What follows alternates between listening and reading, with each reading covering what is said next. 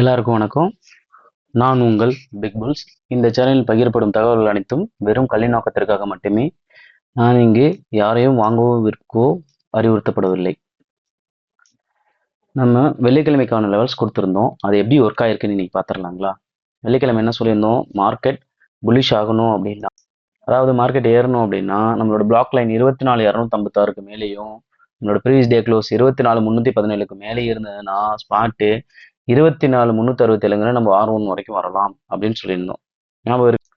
திரும்ப இதுக்கு மேலே போகணும்னா இந்த நம்மளோட R1 24,367ல கொஞ்ச நேரம் கன்சால்டேட் ஆகிட்டு அங்கே பிரேக் அவுட் ரீசெட் செஞ்சுது அப்படின்னா 24,417 வரைக்கும் போகலாம் அப்படின்ட்டு இருந்தேன்.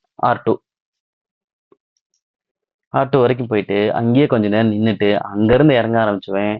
நம்மளோட R1 இருக்கு இல்லைங்களா, 24,367 இந்த இடத்துல வந்து மார்க்கெட்டை முடிச்சிட்டான். ஓகேங்களா? இன்னைக்கு பார்த்தீங்கன்னா நமக்கு வெள்ளிக்கிழமை மார்க்கெட் ஓப்பன் ஆகி ஸ்பாட் மார்க்கெட்டில் லைவ்ல இருக்கும்போது நமக்கு வந்து இந்த 24,417 நம்ம R2க்கு மேலே போகாதுன்னு நம்ம தெரிஞ்சிருச்சு.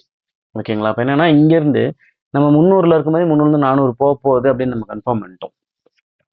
ஓகேங்களா?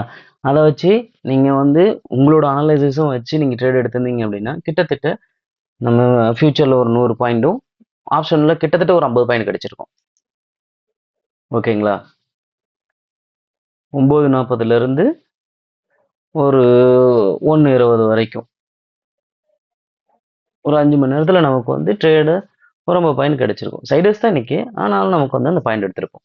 கற்றுக்கிட்டு பண்ணுங்க. ட்ரேடுங்கிறது ஒரு தொழில் அப்படிங்கிறத என்ன ஞாபகம் வச்சுக்கோங்க.